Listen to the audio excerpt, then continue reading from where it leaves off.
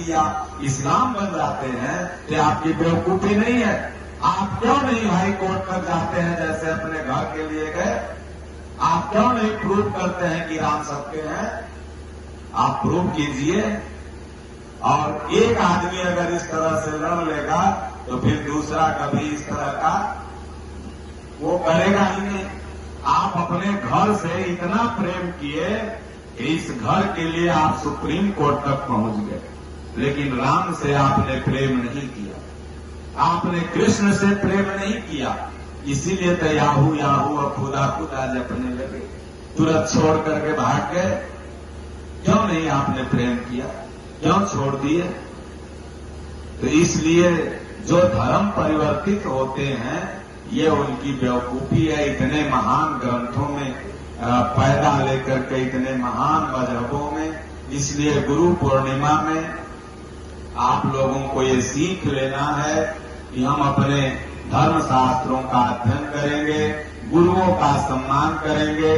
हमारे यहाँ 3 गुरु माने गए हैं और अर्जुन ने भी 3 गुरु किया था। अर्जुन के प्रथम गुरु कृपाचार्य हुए जो कुल गुरु थे, द्वितीय गुरु द्रोणाचार्य हुए जो शस्त्र के महान ज्ञाता थे, तृतीय गुरु बने कृष्णम जगत गुरु, भगवान श्री कृष्ण उसके गुरु बने, तब जाकर के अर्जुन बन पाया था। इसलिए हमारे यहाँ भी 3 गुरु सनातन में हैं। कुल गुरु कौन है? तो माता पिता। सबसे पहला गुरु माता पिता। ये चच्चा है, ये मम्मा है, ये दादी है, ये दूसरे का है, ये खराब है, ऐसी बात मत बोलो, ये गंदा बात है। कौन सिखाता है? माता पिता सिखाते। और माता पिता भी इन कर्तव्यों को भूल गए। इसलिए मेरा निवेदन है कि अपने माता पिता को भी बचपन से ही बच्चों में शुभ संस्कार। देखिए छोटे छोटे बच्चे क्या सुंदर संस्कृत पढ़ रहे थे भी आपके सामने। ये किसका देन है? इनका संस्कार है ना। नहीं तो ऐसे ऐसे बच्चे कोनो मकैया में राजा जी गा रहे हैं तो कोनो कुछ गा रहे हैं, फिर भी गाना। तो इसलिए आप संस्कार देना भूल जा रहे हैं।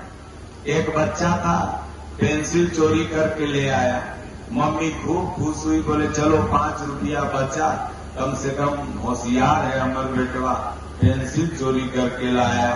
अब वही धीरे धीरे बड़ा हुआ तो बस्ते गायब करने लगा अपने स्कूल में, मास्टर लोग कंप्लेन करें।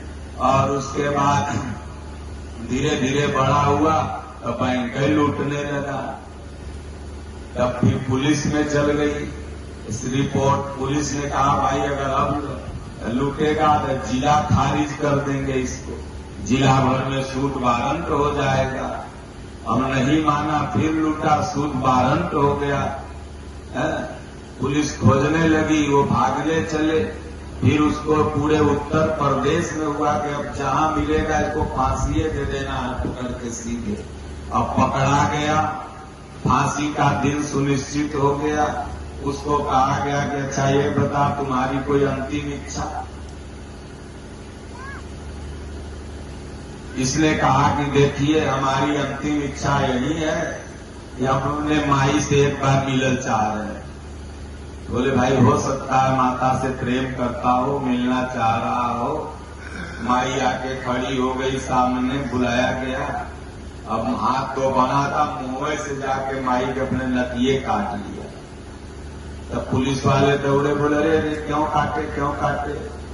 तब उसने कहा देखिए वह माई है, अगर पहला दिन हम जब पेंसिल चोरी करके लाए थे 2 लप्पड़ मार देती तो हम जान जाते ही गलती है, और मैं इतना बड़ा चोर नहीं बनता।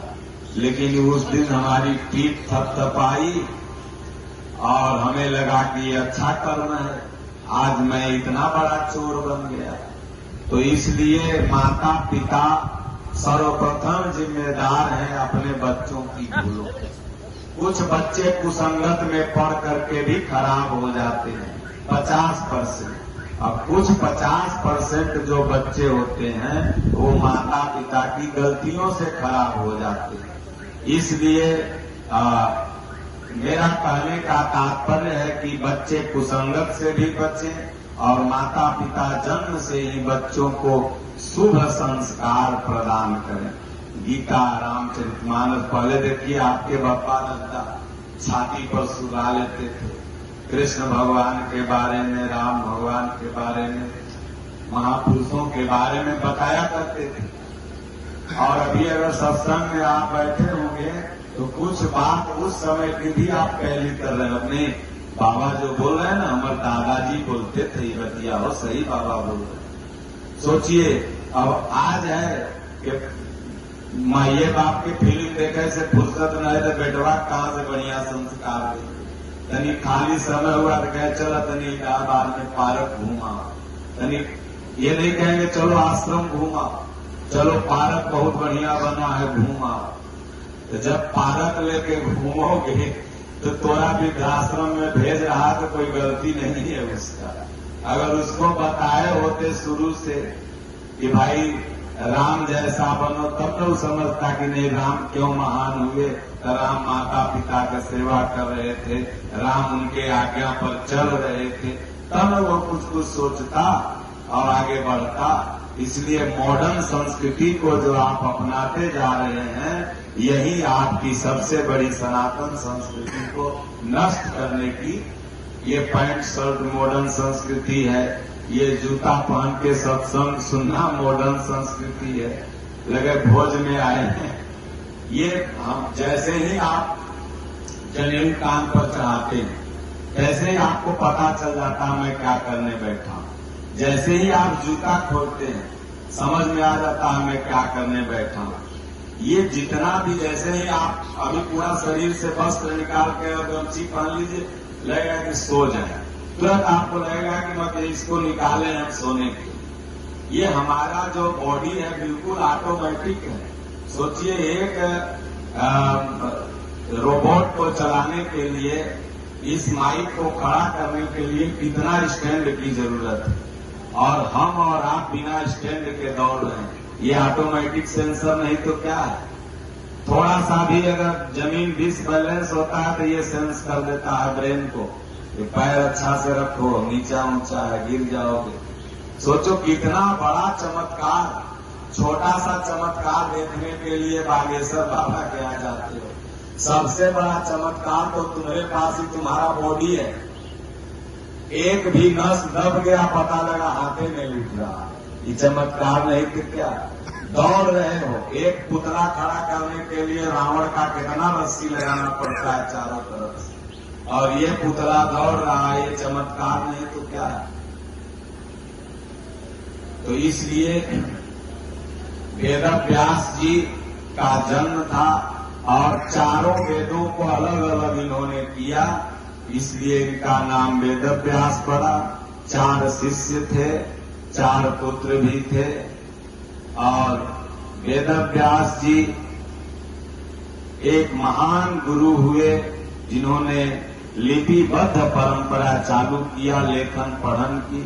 और वेदव्यास जी वो इस बात को स्वीकार किए कि सब तो मैंने लिखा, लेकिन जो श्रीमद् भगवद गीता है इसको मैं नहीं लिखा।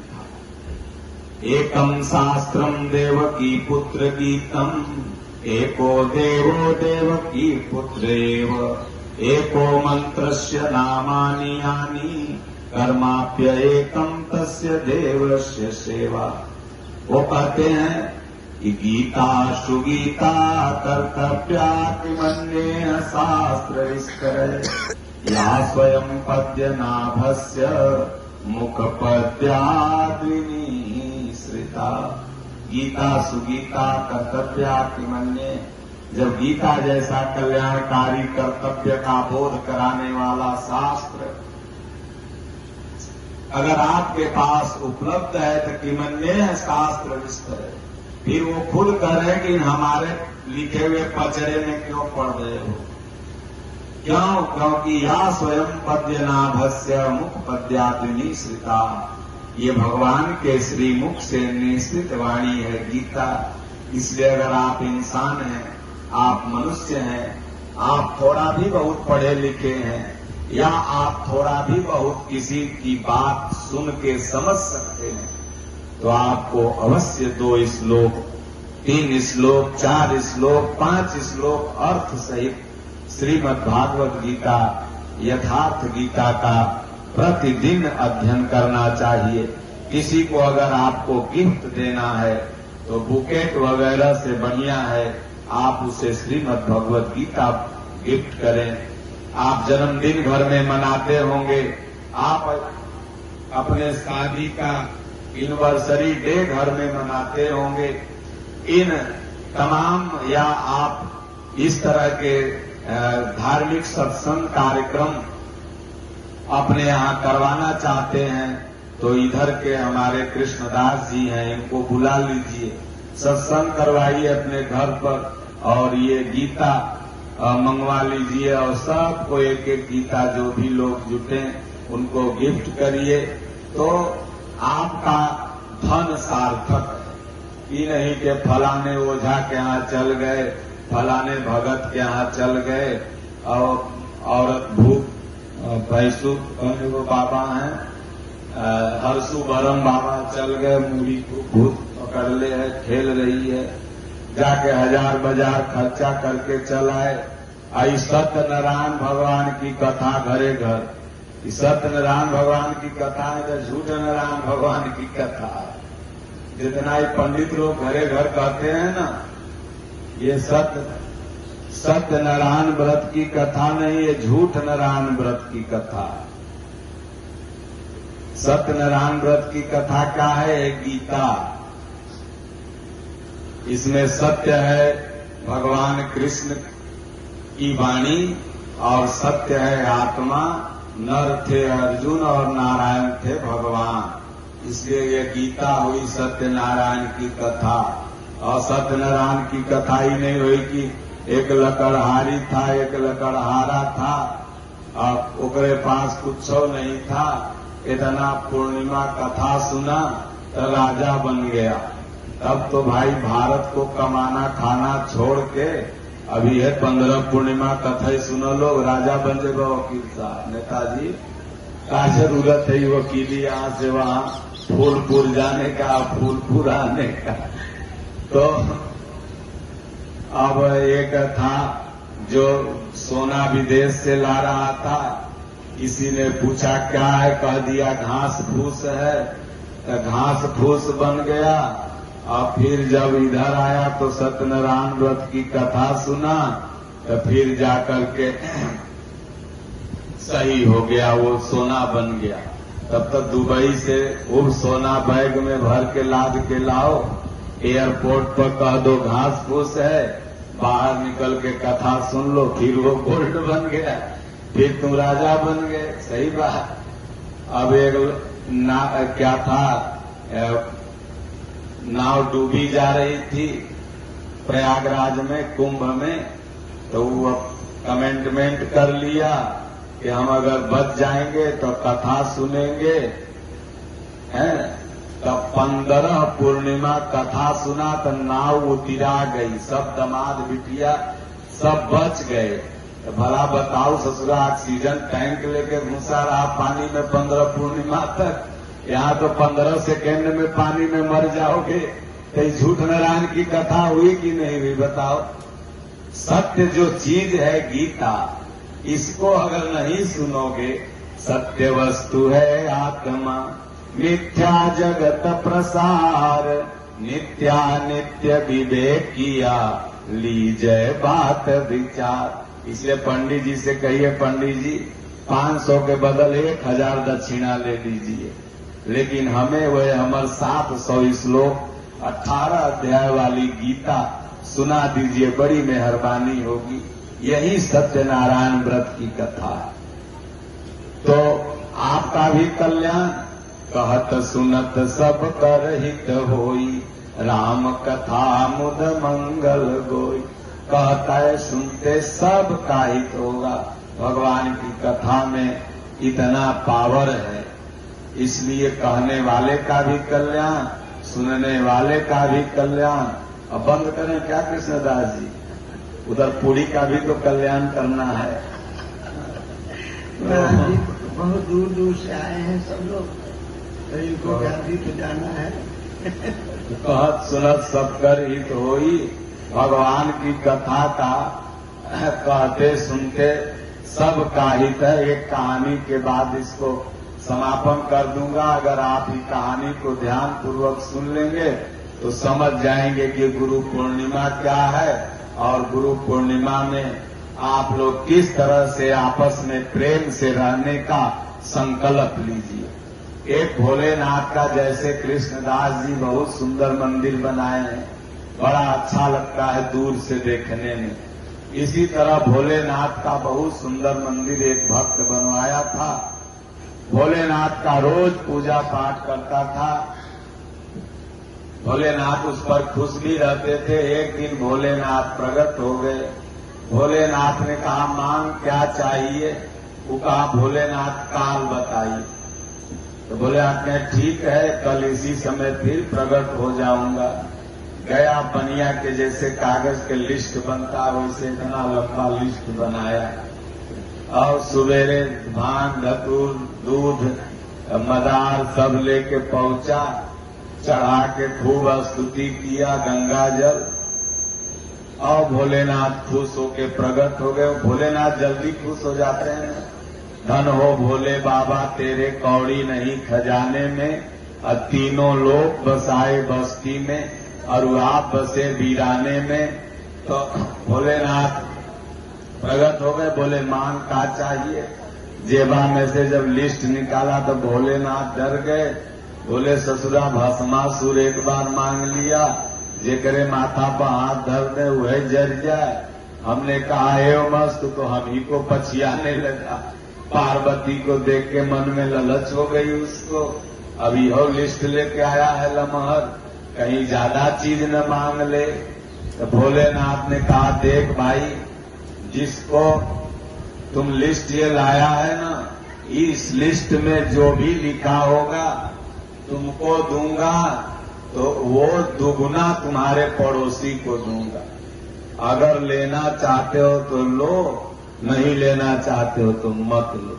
बोले भला बताइए, हम मंदिर बनवाए, हम रात दिन गीता बाँचे, हम रात दिन पूजा पाठ करें, हमको एक तल्ला मकान और जिंदगी भर अंडा मुर्गा खाया ओकरा 2 तल्ला मकान।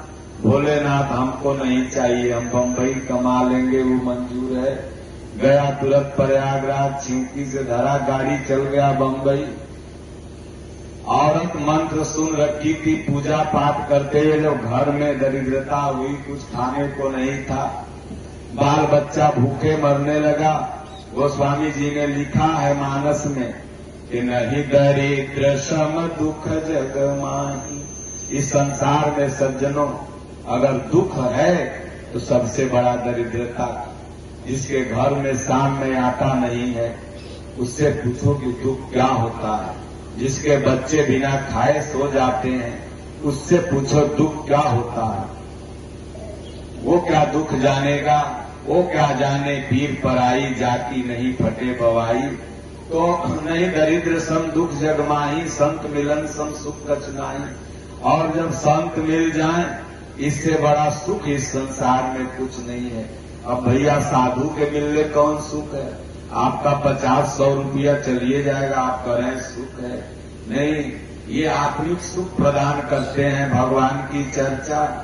ये आप सोचो अगर आपको साधारण ऐसे ही हम बैठा देते किसी मकान में, वहां पंखा नहीं चलता होता तो 10 गाली देते। कौन रिश्तेदार के आगे एक पंखा नहीं चल रहा है, ऐसे बैठा दिया। इस सत्संग में 3 घंटा से आप बैठे हुए हैं, क्या कभी पंखा की तरफ ध्यान गया? क्या कभी एसी की तरफ ध्यान गया? क्या कभी कोई पानी पूछा उसके तरफ ध्यान गया? क्या कभी कृष्णदास जी चाय लाए उसके तरफ ध्यान गया? नहीं, केवल किस सुख में है? आत्मिक सुख। यहाँ रियल सुख मिल रहा है।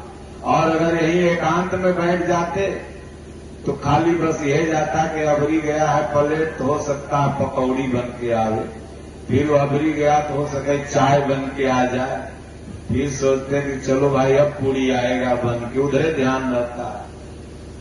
तो वो जाके भोलेनाथ का खूब भजन की और अतिया उसकी। भोलेनाथ प्रकट हो गए, बोले तोके का चाहिए बोल। बोले प्रभु घर में खाने पीने का नहीं है, कुछ दे दो। तो भोलेनाथ ने कहा अच्छा ठीक है, तो मांगो लेकिन पड़ोसी को दूना दूंगा। बोले उनको तिगुना दीजिए, हमसे क्या मतलब, हमारे घर में रहना चाहिए। अब इसको एक मकान, उसको 2 मकान, इसको 1 गाड़ी, उसको 2 गाड़ी, इसको 1 कुंटल अनाज, उसको 2 कुंटल अनाज, जो भी देते गए उसको दुगना, इसको 1-1। अब वो 4 महीना बाद उसका पति कमा के आया बंबई से। जैसे पहुंचा गांव के वो रोड पर, हाईवे पर, देखा बाप रे हमर पड़ोसी के 2 तल्ला, हमर 1 तल्ला लगता, और रतिया मांग ली। आया घर में बैग फेंका, बिस्कुट पानी लेके औरत खड़ी थी। बंबई से कमा के आओगे ना तो औरत लोग 2-4 दिन इज्जत करती है, बिस्कुट पानी खिलाएगी। और करे बाप फिर कहेगी रिटर्न टिकट कहिया का मिला, जैबो करिएगा कि ऐसे पढ़ रहिएगा, रिटर्न टिकट कंफर्म हुआ कि नहीं। तो बिस्कुट पानी लेके बैठी थी, लेकिन वो बिस्कुट पानी फेंका, उसको बिस्कुट पानी दिख रहा, गया भोलेनाथ के मंदिर में, ओम नमः शिवाय, ओम नमः शिवाय, ओम नमः शिवाय जपने लगा। भोलेनाथ के बाप रे अब क्या हुआ, कैलाश पर्वत से आगे। बोले अब काला चिल्ला रहा है। बोले प्रभु कुछ रह गया, दीजिए। बोले देखो जो दूंगा तुम्हारे पड़ोसी को दूना दूंगा। बोले मंजूर, बोले मंजूर है। तब कहा भोलेनाथ ऐसा करो, 1 गोड़ में हमार बाता हो गया, बंबई के खारा पानी पीते पीते दर्द हो गया है, ये गोड़ को हमारे तोड़ दीजिए, लकवा मार दे, पारलाइसिस इसमें तो बढ़िया है। देखा कि हमर तो 1 गोड़ में पारलाइसिस मारेगा, हमर पड़ोसी के गोतिया के दोनों गोड़ लकवा होके लांगड़ बन के घूमने लगेंगे। भोलेनाथ माथा खजवाने लगे। बोले भाई कुछ दूसरा मांग लो, दूंगा। कहा बड़ा दूना देने का शौक है ना, दीजिए ना। अब आपको दूना देना होगा, और नहीं तो फिर वचन से झूठा होने का श्रेय लीजिए। भोलेनाथ ने कहा जाओ एवं मस्तु, ठीक है। अब इसका 1 गोड़ टूटा, इसके पड़ोसी जो 2 तल्ला बनाए हुए थे, अब कितना आदमी 4-4 तल्ला बना लेता है, कहता महाराज चेतना में दर्द है, ऊपर चढ़ले न जाए। बुढ़ापा आवत आवत 4 तल्ला तो भगवान से मांग लिया, लेकिन वो 4 तल्ला तक चढ़े के है कोई के पावर, वो दाइये लेबर चढ़ रहा है उस पर। कहते झूठों के बन गया, कबाहते हो गया। तो भगवान के दया से वो कहा कि अच्छा ठीक है, दूसरा लिस्ट में नाम है वो दीजिए। भोलेनाथ ने अब क्या मांगेगा, आप तो लांगर करिए दिया उसको। बोले नहीं नहीं, मेरा ये जो दाहिना आंख है ना, इससे तो अच्छा दिखता है, लेकिन ये बाई वाली ससुरी मोतिया बिंद लगता हो गया है, ये हमारा आंख फोड़ दीजिए भोलेनाथ। और कुछ नहीं देखा, हम तो अपन एको लाइट से काम चला लेंगे, लेकिन हमारे पड़ोसी लांगर तो होइए गए, अब आनर बन करके अपना टटोरेंगे इधर से उधर। भोलेनाथ कह रहे भाई लांगर कर दिया, अब आनर करना जरूरी है। बोले नहीं, बड़ा दुगुना दे रहे थे आप, अब दूना पर दीजिए। भोलेनाथ ने एवं मस्तु कहा, इसकी 1 आंख फूटी, उसके पड़ोसी के दोनों आंख फूट गई। अब उसके बाद फिर तीसरा लिस्ट का नंबर आया। भोलेनाथ के अब छोड़ दो, अब लांगर भी बना दिया, आंगर भी बना दिया, अब क्या करोगे। बोले नहीं, हमारे घर के अंगना के बीचों बीच एक कुआं खन दीजिए। देखा कि हमारे घर में तो सब 1 आंखी के आनर है, देखेगा, बचा बचा के चलेगा, और 1 कुआं रहेगा। उसके घर के अंगना में तो 2 कुआं हो जाएगा, और वहां लांगर आंगर कुल्ले है सब, और एक कुआं में सेफ्टी टैंक जैसे आप लोग खोलते हैं, सब गिर गिर के कुआं में मर जाएगा। तो सज्जनों, हम लोग गुरु पूर्णिमा भी मनाते हैं, एकादशी भी मनाते हैं, लेटे हुए हनुमान जी भी जाते हैं, काशी भी जाके गंगा जल चढ़ा के आते हैं, मन करता है गुरुओं महाराज के दर्शन करके आ जाते हैं। लेकिन जो पड़ोसी और पड़ोसी के प्रति भारत पाकिस्तान बना हुआ है, इसकी भावना को हम लोग दूर नहीं कर पाते, तो क्या आपकी गुरु पूर्णिमा, आपका तीर्थ, आपका तप, आपका कोई भी चीज सार्थक है? नहीं है। आपस में जलन की भावना है। अगर सबसे बड़ा कोई दुश्मन है तो आपका भाई है, सबसे बड़ा कोई दुश्मन है तो आपका पटीदार है, और आप कहते हैं हम राम के भक्त हैं, आप कहते हैं हम कृष्ण के भक्त हैं। क्या कृष्ण भगवान और राम भगवान कभी संपत्ति के लिए लड़े थे? जब लड़ने की बात आई तो भगवान ने कहा नहीं माता जी, ये तो भरत का है, मैं तो चाह ही रहा था कि मैं जंगल को चल जाऊं, और माँ तू दो दी ही मोहि कानन राजी। अपने माँ से आके कह रहे हैं कि मुझे वनवास नहीं माने दिया है, बल्कि मुझे माने तो जंगल का राजा बना दिया है। सोचिए, ऐसे महान संस्कृति में आप पैदा हुए हैं और आप एक बित्ता, एक कट्ठा, एक रूम के लिए, एक मकान के लिए लड़ते हैं। इतनी आपकी अवांछित सोच है। इसलिए ऐसी सोच को पैर की पनही समझ करके और घाव की मक्खी समझ करके त्याग दीजिए और भगवान राम और कृष्ण के सिद्धांत पर चलिए। आप कहते हो मैं हनुमान जी का भक्त हूँ, हर मंगल को जाके दर्शन करता हूँ। हनुमान जी क्या गुटखा खाते थे? हनुमान जी क्या सिगरेट पीते थे? हनुमान जी क्या दारू पीते थे? हनुमान जी क्या मुर्गा मांस खाते थे? जब भूख लगा तो माता सीता से आदेश लिए, उस लंका में तो मांस मछली की भी व्यवस्था थी, क्योंकि वहाँ का मुख्य आहार था नॉन वेज। लेकिन वह हनुमान जी क्या जाके खाते हैं? मधुर मधुर फल। तो ऐसे हनुमान जी का आप केवल भक्त बने हैं, आप उनके विचारों के फॉलोअर नहीं है, आप उनके कर्तव्यों के फॉलोअर नहीं है। देखिए, तमाम पंडा पुरोहित माँ के भक्त बने रहेंगे, प्रयागराज में तीर्थों के भक्त बने रहेंगे, लेकिन जितने ऊपर लाल और उतने पान से ओठ लाल और उतने कुर्ता लाल है, और कोनो कोनो तो पीले भी भेटा जाते हैं दारुओं। तो अब कहेगा कि हम भगवान के भक्त हैं। तो इसी पर एक भक्त ने लिख दिया कि राम के भक्त रहीम के बंदे, करते आज फरेब के धंधे, इन्हीं की काली करतूतों से मुल्क हुआ ए मसान, इतना बदल गया इंसान। हम लोग टाइटिल लगा लगा के भगवान का बने बैठे हैं और उन्हीं के नाम पर केवल जी खा रहे हैं, दुनिया को बर्बाद कर रहे हैं ये धर्म गुरु लोग, जो तथाकथित हैं और जो वास्तव में धर्म गुरु हैं, वास्तव में जो महापुरुष हैं, वो इस तरह की गीता ज्ञान बहा रहे हैं जैसा हमारे पूज्य गुरुदेव भगवान हैं। आप अभी भी चीन में चले जाओ, जापान में चले जाओ, भगवान बुद्ध की प्रतिमा वहाँ एक दुकानदार लगाए रखता है। आपने 1 लाख की सामान लिया, 80,000 रुपया आपके पास है, 20,000 के लिए वो खाता वही नहीं लिखता है।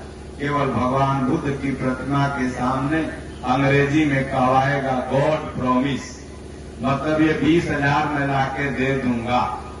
बस गॉड प्रॉमिस बोला, छुट्टी जाओ सामान लेके। बिहान भर वो आएगा, पैसा दे देगा। भारत में 1,000 क्रिया सोनार खाता है, 1 नंबर का ये 16 कैरेट का सोना है, लेकिन ससुरा 8 कैरेट भी कर जाए तुम्हारा भाग्य है। तो रात दिन क्रिया खा रहे हैं भगवान के नाम पर। गणेश जी, लक्ष्मी जी की एकदम अगरबत्ती उतार रहे हैं। 5 कप चाय लाओ, सौदा फिट जब तक नहीं हुआ, फिट हो गया तो 5 कप चाय लाओ। चाय वाला समझ जाता है कि अब फिट हो गया तो लाना है, और नहीं तो अभी मत लाओ, आया मुंह से कह रहा है लाओ। तो भगवान का फोटो लगा लगा के बदमाशी नहीं करना है हमें आपको। हम और आप तो 100 बरस के लिए, 80 बरस के लिए इस दुनिया में आए हैं, लेकिन जो करोड़ों वर्ष पुरानी हमारी संस्कृति है वो बदनाम होती है, वो धूमिल होती है। इसलिए उसे हमको आपको बचाना है, और सिर्फ पेट भरने के लिए धर्म को नहीं बेचना है। बोलो गुरुदेव भगवान की जय, बोलो जय सिया राम, जय जय सिया राम। जय जय सिया राम। बोलो जय गुरुदेवम जय गुरुदेव। जय गुरुदेवम जय गुरुदेव। गुरु की कृपा भयउ सब काजू। गुरु की कृपा भयउ सब काजू। जन्म हमार सुफल भायाजू। जन्म हमार सुफल भायाजू। जय गुरु पदयम्बुज अनुरागी। जय गुरु पदयाम्बुज अनुरागी। तेलो कहूँ वेदहूँ बड़ भागी।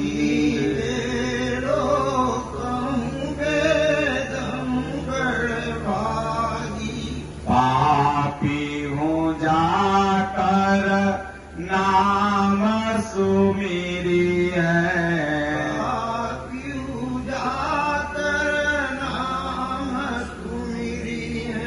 सुमिरी सुमिरी भव सागर तरी है।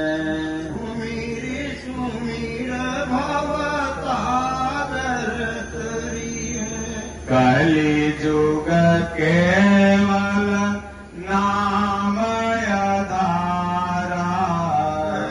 युग केवल नाम आधारा। सुमिरी सुमिरी नर उतरहि पारा। सुमिरी सुमिरी नर उतरहि पारा। सज्जनों, एक बात और विशेष छूट गई थी। गुरु पूर्णिमा के दिन गुरुमुख होने का एक परंपरा है। बहुत से बाबा लोग ऐसे गमछी ओढ़ा के पता नहीं कान में क्या करते हैं। बहुत लोग कान फूकते हैं। बहुत लोग न जाने क्या क्या मंत्र देते हैं जपने के लिए शिष्य को। लेकिन गीता गुरु शिष्य संवाद है और भगवान श्री कृष्णस्थ स्वरूपस्थ महापुरुष जो होते हैं वो भगवान कृष्ण का ही रूप है और उन्हीं की बात विचार को रखते हैं। इसलिए ध्यान मूलम गुरु मूर्ति, पूजा मूलम गुरु पदम, मंत्र मूलम गुरु वाक्यम, मोक्ष मूलम गुरु कृपा। इसलिए भगवान श्री कृष्ण ने क्या जपने को कहा, कौन सा मंत्र आप जपें, तो गुरु पूर्णिमा के दिन आपको मैं बता रहा हूं कृष्ण भगवान की तरफ से यह मंत्र है और इसका सुबह शाम आपको जाप भी करना है। वह मंत्र क्या है? भगवान ने गीता में कहा, अर्जुन ओम इत्येकाक्षरम ब्रह्म व्याहरन् माम अनुस्मरन् यह प्रयाति तजन्देहम शयाति परमां गतिम। इसलिए सुबह शाम आप लोग ओम ओम 10 मिनट जरूर जपें। ओम ओम खूब भाव से, जैसे हिसाब किताब कितना मन लगा के आप लोग जोड़ते हैं, 3 बार मिलाते हैं, उतने भाव से नाम जपो। जितना भाव से नाती पोता खिलाते हो, जितना भाव से समधिन से वीडियो कॉल पर बात करते हो, उतने भाव से ओम ओम आंखों से आंसू निकल आवे, गदगद गिरा नयन बह नीरा। ओम ओम 10 मिनट सुबेरे नहा धो लो और भगवान के सामने गुरु की प्रतिमा के सामने बैठ जाओ और 10 मिनट जप लो, 20 मिनट समय रहे जप लो। साइड इफेक्ट नहीं है इसका। शाम में भी जब बिस्तर पर जाओ पैर हाथ धो लो, उसके बाद 20 मिनट बैठ के 10 मिनट 5 मिनट 1 घड़ी याद हो, घड़ी याद हो में पुनियाद। भगवान का नाम कल्याण करता है, इससे हमको लाभ नहीं होगा। ऐसा मत सोचना कि आप 20 मिनट जपोगे तो हम पटना में रहेंगे और हमको लाभ मिलेगा। इसका तो लाभ आपको मिलेगा। बस केवल मैं अपने कर्तव्य का निर्वहन कर रहा हूँ, इनका 2 पूरी खाया इसलिए बता रहा हूँ आपको। बस लाभ आप ही को होगा। तो फिर जबकि फिर गोड़ लग के कि भगवान अब सोने, अब मरने जा रहे हैं। जब आदमी सोता है तो मर जाता है। मोबाइल किधर है, पर्स किधर है, गोदरेज की चाबी किधर है, झुमका किधर है, जिंदिया किसी को पता रहता है। जगता है तो झट दे मोबाइल पर हाथ गया, झट दे कान नाक पर हाथ गया। तो प्रभु मरने जा रहा हूं, जगूं तो आपका फिर से नाम जप लूं, और कहीं अगर ऊपर के ऊपर ही सांस रह जाए तो फिर आप ऊपर मिलवे करोगे। तो इसलिए बस ये भावना से रोज भगवान का नाम जपो। यही गुरु पूर्णिमा के दिन संतों का आशीर्वाद है, गुरुओं का आशीर्वाद है, यही सबसे बड़ा कल्याण है। बोलो गुरुदेव भगवान।